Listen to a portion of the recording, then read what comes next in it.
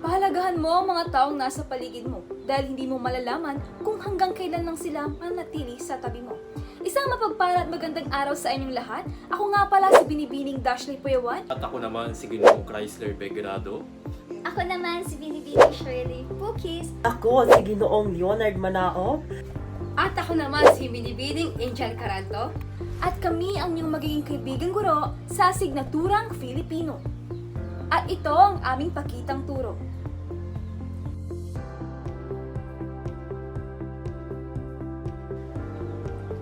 Kamusta kayong lahat, Craning Rizal? Handa na ba kayong matuto at magkaroon ng bagong kaalaman sa araw na ito? Magaling! Bago tayo magsimula sa araw na ito, ay inaanyayahan ko kayong lahat tumayo, pumikit, at magdasal ng taimtim. Sino po ang gustong manguna sa ating panalangin?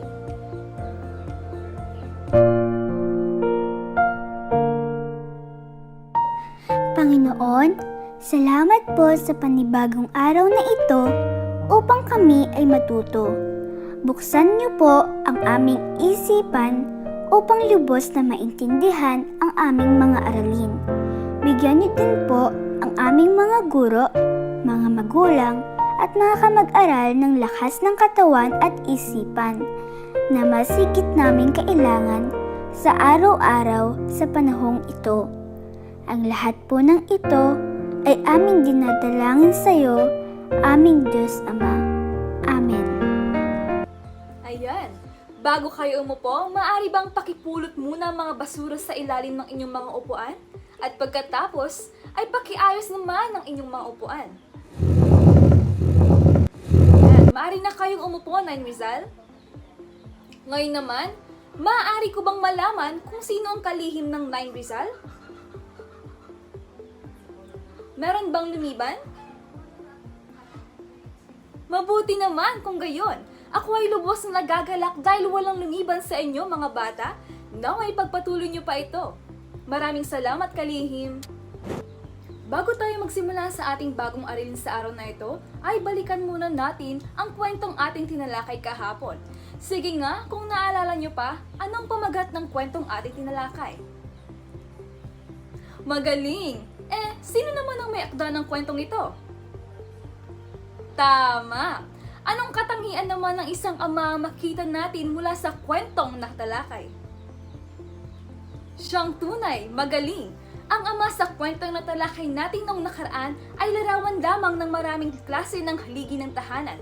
Tandaan niyo, mga bata, marapat lamang na pahalagahan natin ang ating mahal sa buhay dahil hindi natin alam kung kailan sila mawawala.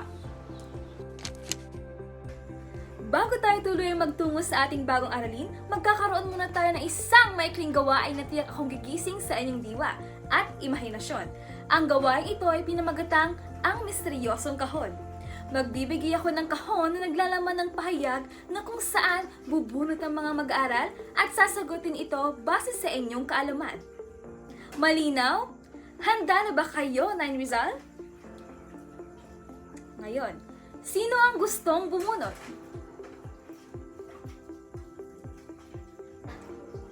Ito ang nabunot mong katanungan, Jordan. Isang laruan na umiikot na parang trompo. Tama! Mahusay, Jordan! Sino naman ang susunod? Si Julie naman. Ito ay binibigay sa taong may kaarawan. Magaling! Mukhang tsamba lang ata yan ah. Sunod naman. Angelo. Ito ang araw kung saan ipinagdiriwang ang araw ng iyong kapanangakan. Tama! Si Kay naman. Ito ang araw na pagkatapos ng Biyernes. Mahusay talaga. Yan. Sunod naman si AJ. Ito ay isang modelo para sa mamimili ng produkto. Tumpak! Ngayon na nasagutan nyo ng tama ang unang pangganyak natin, dumako naman tayo sa pangalawang aktibidad para mas manatili kayong gising at mas magkaroon ng idea kung ano ang ating tatalakayin sa araw na ito. Ang gagawin natin ay matching type. Handa na ba kayo? Magaling! Ngayon ay makikita nyo dito ang kanang hanay at ang kaliwang hanay. Sa kanang hanay ay makikita ang mga salita at konsepto, at sa kaliwang hari naman ay ang mga kahulugan o pag-aarawan nito. Ang inyong gagawin ay tugma ang tamang sagot mula sa kaliwang hanay sa bawat bilang sa kanan na hanay. Panuto. Mula sa kahon na nasa itaas ay piliin at ihanay ang angkop na kahulugan sa mga pangunahing elemento o sangkap ng maikling kwento gamit ang kolom na nahati sa dalawa. Ngayon naman, maglabas kayo ng inyong mga papel at isulat lamang ang inyong sagot sa inyong papel. Bibigyan ko kayo ng 5 minuto upang sagutan ito. Tahimik lamang at unawain ng mabuti ang bawat item. Meron pa ba kayong katanungan bago tayo magsimula? Sige, maaari na kayong magsimula.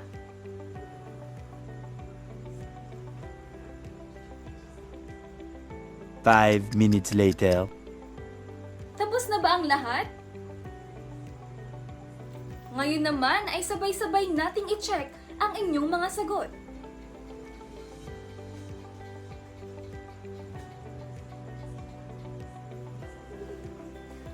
Magaling ang inyong mga sagot. Maraming naka-perfect. Mula sa ating matching type, sana ay may idea na kayo kung ano ang ating magiging aralin sa araw na ito. Magandang araw ulit grade 9 Rizal. Bago tayo tumungo sa ating pangunahing paksa, mayroon muna akong ilang katanungan. Handa na ba kayo? Una, sino sa inyo ang paboritong laruan ay Beyblade? Mainam, halos lahat sa inyo ay tunay na paborito ang laruan na Beyblade. Paano nyo naman maipapakita ang pagpapahalaga sa isang bagay?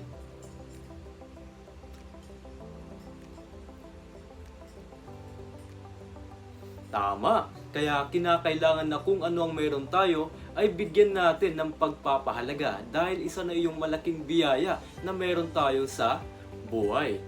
Paano nyo naman maipapakita ang inyong pagmamahal sa inyong pamilya?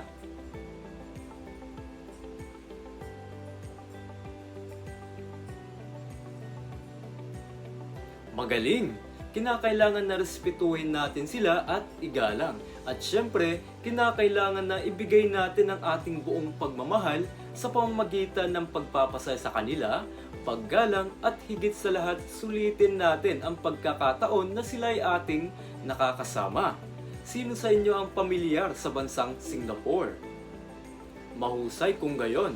Alam niyo ba na ang Singapore ay tinaguriang The Lion City at kilala bilang isa sa pinakamaunlad at pinakamalinis na bansa sa Timog Silangang Asya. Bagaman maliit, ito ay isa sa pinakamayayamang bansa sa mundo dahil dito, kanilang kwento ay may madalas na tumatalakay sa mabilis na takbo ng buhay at kung paano pinapanatili ang mga tradisyon sa gitna ng teknolohiya. Sa kwento, makikita natin ang organisadong paraan ng pag-aalaga at matinding pagpapahalaga sa bawat oras o Sabado na lumilipas, isang katangiang hango sa kanilang kultura ng pagpapahalaga sa panahon. Ngunit, alam niyo ba na ang ating tatalakaying kwento ay isinalin mula sa panitikan na bansang ito? May idea na ba kayo mga mahal kong mag-aaral? Ngayong mayroon na kayong ideya kung saan nagmula at kung tungkol saan ang ating paksa, handa na ba kayong makilala ang ilang tauhan mula sa ating kwento? Gusto nyo bang manood ng isang maikling video na magpapakita ng kanilang madamdaming kwento? Basta't panoorin nyo na lamang mga mahal kong mag-aaral. Maaari din kayong maglabas ng inyong ballpen at papel at makinig ng mabuti dahil mamaya ay mayroon po akong mga katanungan. Handa na ba kayo, grade 9 Rizal? 6 na Sabado ng Beyblade. Unang Sabado ng paglabas niya, nang hilingin niyang magdiwang ng kaarawan kahit hindi pa araw. Nangumbida ako ng maraming tao kasabay ng biling huwag kalimutan ng regalo at pagbati ng Happy Birthday Rebo. Kailangan din niya makalimutan ang araw na ito. Dapat pinakamasaya ang Sabadong ito sa lahat ng Sabado. Maraming laruan, stuffed toys, mini helicopter, walkie-talkie, crush gear, remote-controlled cars, at higit sa lahat, ang Beyblade. Ang paborito niyang Beyblade. Maraming Beyblade. Tinanggap niya ang lahat ng ito at marami pang iba sa kanyang kaarawan. Sa kanyang pagtungtong ng 5 taon, kahit hindi totoo, kahit hindi pa araw. Ikalawang Sabado, naki-birthday naman siya. Pagkatapos ay muling naglaro ng Beyblade, kasama ang mga pinsan. 3 araw bago dumating ang ikatlong Sabado, sinurpresa ko siyang dinalaw.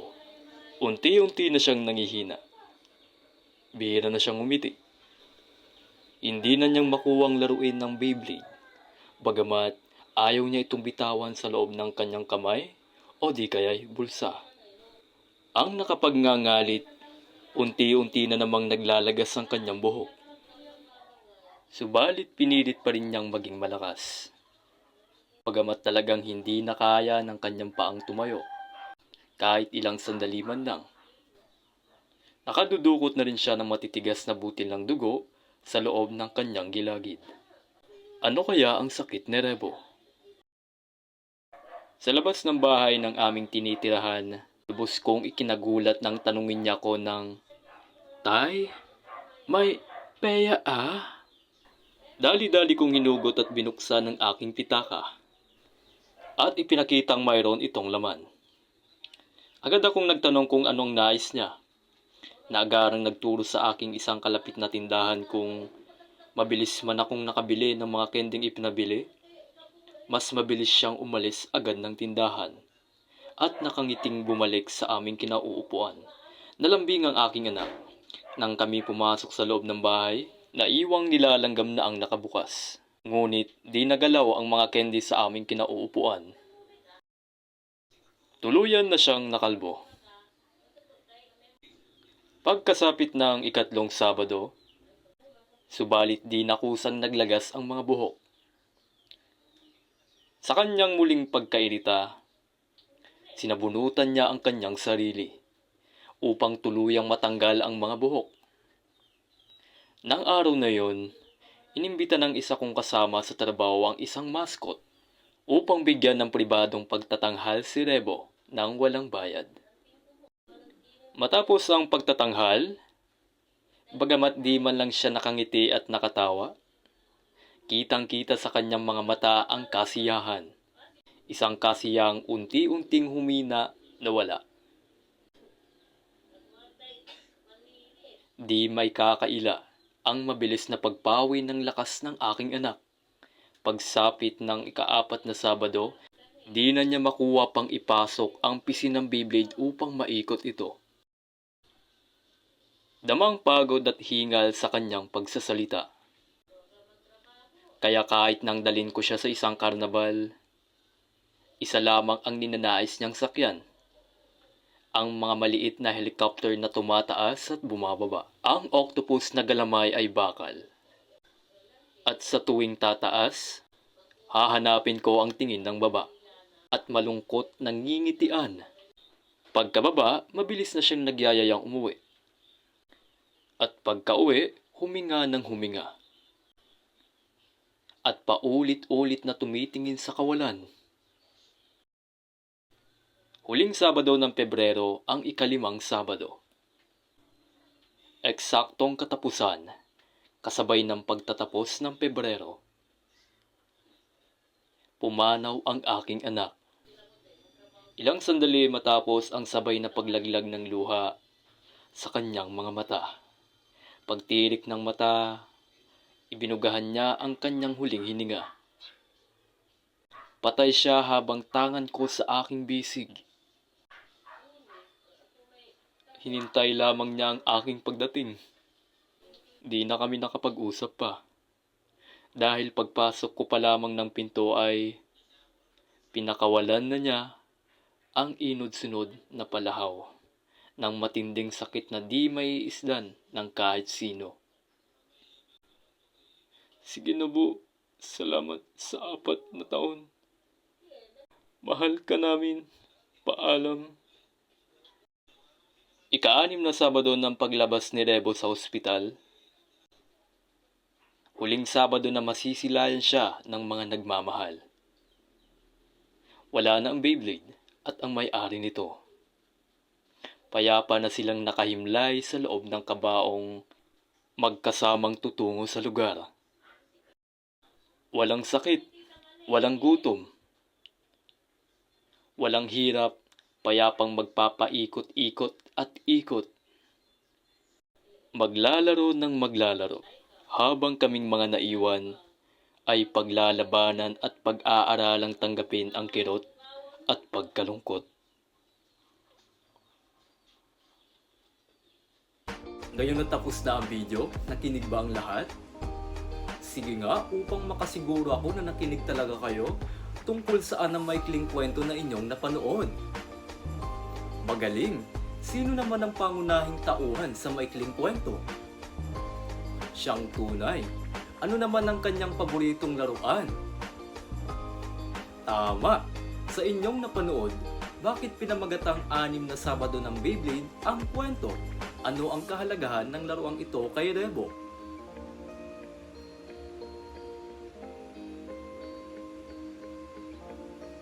Tama!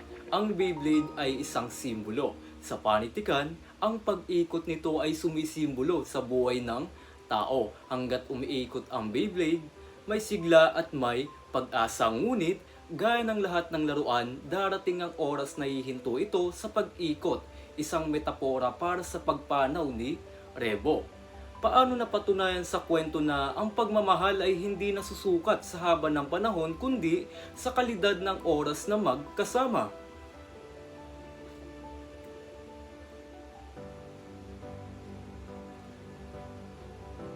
Siyang tunay, kaya kinakailangan na buong puso nating ibinibigay ang ating oras sa ating mga pamilya. Hindi lang sa pagsasabi ng mahal mo sila, dapat ipakita natin sa gawa. Anong mahalagang aral ang napulot nyo mula sa maikling kwento?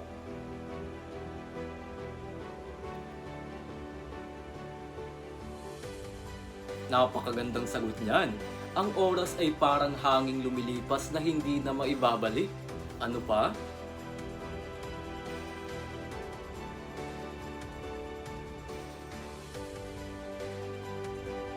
Tumpak, ang pag-ibig ay hindi lang damdamin. Ito ay isang desisyon na mananatiling matatag sa gitna ng unos. Tunay ngang magagaling ang grade 9 ni Rizal. Bigyan nyo naman ng inyong sarili ng 1 bagsak, 2 bagsak, 11 bagsak. Ang 6 na Sabado ng Beyblade ay hindi lamang tungkol sa isang batang may sakit, kundi tungkol sa katatagan ng loob ng isang magulang at ang pagyakap sa bawat segundong ibinigay sa atin. Tandaan natin na ang Beyblade ay maaaring mabili sa tindahan, ngunit ang oras at pagkakataong makasama ang mahal sa buhay ay hindi na ibibili at hindi na naitatama kapag lumipas na. Kaya ngayong araw, yakapin ninyo ang inyong mga magulang, magpasalamat sa inyong kalusugan at laging piliing maging mabuti sa bawat Sabado ng inyong buhay. Ngayon naman, dahil tapos nyo nang napanood at napakinggan ang maikling kwento ng ang 9 na Sabado ng Beyblade, ay magkakaroon tayo ng mga gawain. Inaasahan ko ang inyong aktibong partisipasyon. Handa na ba kayo, grade 9 Rizal? Kung oo, sabihin nyo ang, aba, syempre po. Ngayon, handa na ba kayo? Para sa ating panimulang gawain na pinamagatang panghawan ng sagabal, may inihanda ako ritong spin the wheel, na kung saan nakasulat ang inyong mga apelido. Paiikutin ko ito, at kung sino ang mapipili ng spin the wheel, ay ibibigay nyo ang kahulugan ng salita at gagamitin ito sa pangungusap. Narito ang 5 matatalinghadang salita mula sa kwentong ating pinahinggan. Una, nakahimlay. Pangalawa, nakapangangali. Pangatlo, nangumbida. Pang-4, tangan. Pang-5, kirot. Para sa unang napili, si Dashley. Ano ang ibig sabihin ng salitang nakahimlay? Mahusay. Sunod, Yes, Leonard. Tama. Ano naman ang ibig sabihin ng pangatlong bilang ng salita?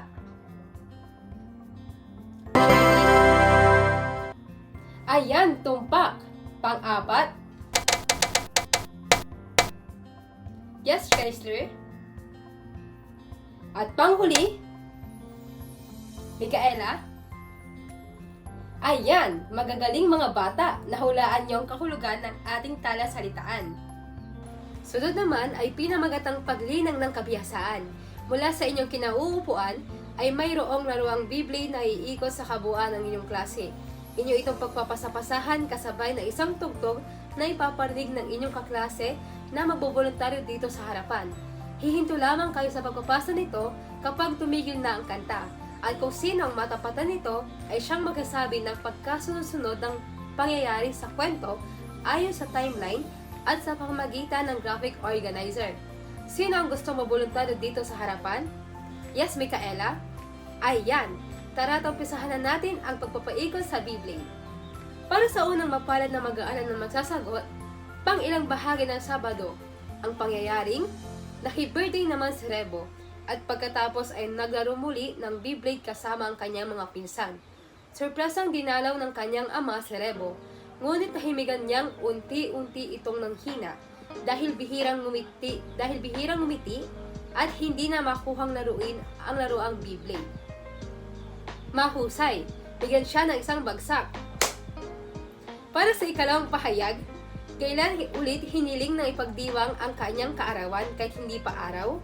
Maraming regalo ang natanggap ni Rebo, kagaya ng paborito niyang Beyblade na laruan. Ayan, tama. Pang ilang Sabado nga ba pumanaw si Rebo habang tangan siya ng kanyang ama sa bisig nito? Ayan, mahusay. Ang pangyayari, natuluyan na kalbo si Rebo subalit di pusang naglagas ang buhok. Sa araw din na binigyan si Rebo ng pribadong pagtatanghal ng walang bayad, ay mababasa ito sa pang-ilang bilang ng Sabado uli? Tumpa! Ang susunod naman ay pagkapawi ng lakas ni Rebo dahil di na makuhang ipasok ang PC sa Beyblade. Ramdam na rin ang pagod at hingal ng kanyang pagsasalita. Tumpak! At bilang huling pangyayari sa kwento, at sumapit na ang huling araw na masisilayan si Rebo ng kanyang mga minamahal sa buhay. Ayan! Pasok na pasok sa banga ang inyong mga kasagutan. Tunay ngang nakinig kayo ng mabuti kanina sa kwentong ating tinalakay. At dahil dyan, bigyan nyo ang inyong mga sarili ng 5 bagsak at 2 kuha. Inaasahan ko ang inyong patuloy na partisipasyon sa mga susunod pang gawain. Maraming salamat! Bilang pagpapatuloy ng ating aktibidad, ay dumako naman tayo sa pangkatang gawain na pinamagatang paglalapat ng aralin sa pang-araw-araw na buhay. Hahatiin ko kayo sa 3 grupo at bawat grupo ay may 5 minuto lamang para tapusin ang ating aktibidad. Mayroon akong inihandang 3 larawan kung saan ibibigay nyo ang sinisimbolo neto at ipapaliwanag ninyo kung may kaugnayan ba ito sa aral at mensaheng nais ipabatid ng akdang ating tinalakay. Sasagutin ninyo ito sa likod ng aking ipapamahaging papel. Naiintindihan ba Grade 9 Rizal? Para sa unang larawan, ito ay mapupunta sa unang grupo at kanila itong ipapaliwanag.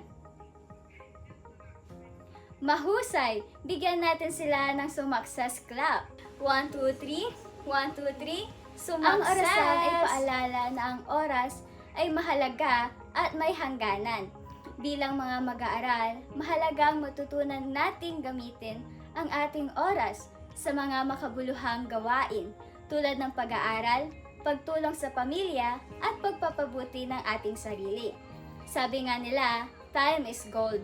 Kaya dapat palagi natin itong ilaan sa mga taong mahal natin sa buhay. At para naman sa ikalawang larawan, ito ay mapupunta naman sa ikalawang grupo.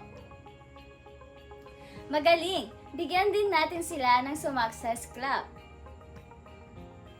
Ang pagmamahal ang nagbibigay sa atin ng lakas ng loob, inspirasyon, at motibasyon upang ipagpatuloy ang ating pag-aaral. Kapag nararamdaman nating tayo ay minamahal at sinusuportahan, mas nagiging matatag tayo sa pagharap sa mga hamon ng buhay. At para naman sa huling larawan, ito ay mapupunta sa ikatlong grupo. Tumpak! Pasok na pasok sa banga! Tandaan mga bata, sa ating pamumuhay ay mahalagang maging matatag tayo at dapat hindi tayo sumuko, anuman ang maranasan natin. Patuloy tayong maging panatag at mangangarap para mas magandang kinabukasan na nag-aabang sa atin. Talaga namang umaariba talaga ang mga grade 9 result. 3 aho naman dyan. Sa pang-araw-araw na buhay, mahalaga ang bawat oras, pagmamahal at pagiging matatag dahil bilang isang tao ay kailangan natin ito. Mas lalo sa mga kabataan kagaya ninyo dahil kayo ang pag-asa ng ating bayan at makakatulong din sa atin ito upang magpatuloy tayo kung ano ang nasimulan natin. Bilang pagtatapos ng ating gawain ay magkakaroon tayo ng oral recitation at para malaman ko rin kung ano ang inyong opinyon bilang isang mag-aaral sa ating tinalakay na paksa. Narito ang mga gabay na katanungan. Para sa unang bilang, sino ang pangunahing tauhan sa kwento? Tumpak! Sunod naman, sino ang may akda sa kwento? Tama! Dumako naman tayo sa pangatlong katanungan. Saan ang tagpuan ng kwento? Wasto ang iyong kasagutan. Pang-apat na bilang, bakit pinamagatang Beyblade ang bahagi ng kwento? Mahusay! At panghuli, paano nagwakas ang kwento? Mahusay grade 9 result. Bigyan ninyo ang inyong mga sarili ng sumaksas clap. 1, 2, 3, 1, 2, 3, sumakses! Nagagalak ako sa inyong aktibong partisipasyon. Tunay ngang marami kayong natutuhan sa ating naging talakayin. Inaasahan ko na maisapuso at maisabuhay ninyo ang mga aral na napulot sa ating kwentong ang siyam na Sabado ng Beyblade. Maraming salamat! Pagigtingin pa natin ang inyong pangunawa sa kwentong ating tinalakay. Maglalahad ako ng mga pahayag, tutukuyin ninyo kung ito ba ay tumutugma sa mga pangyayari o hindi, sa pamamagitan ng pagsagot ng tama o mali.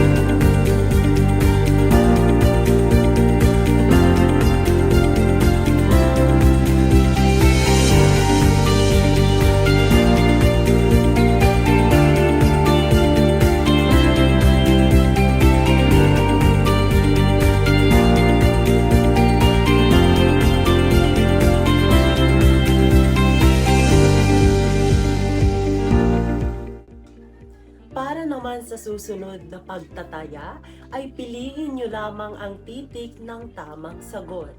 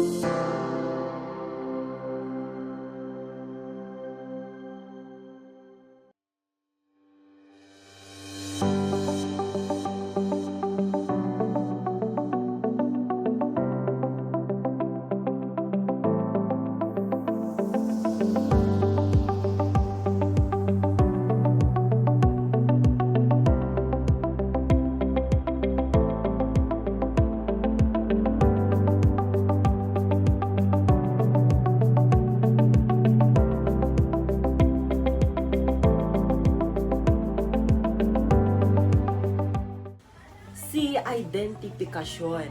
At para sa panghuling bahagi ng ating pagtataya, ay tutukuyin ninyo ang sagot sa hinihingi sa bawat bilang.